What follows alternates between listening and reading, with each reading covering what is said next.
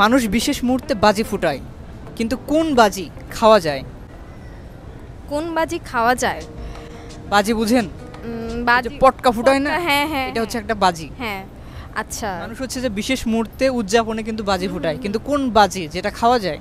এটা কি রান্না করে বা কি? তা তো বলতে পারবো না, তরকারির নাম কোনটা? যে কোনো বাজি হতে পারে। 4 বাজি খাওয়া যায়। 3 মাথায় তো আসতেছে না কোন বাজি খাওয়া যায় আবার। পেটে আসতেছে?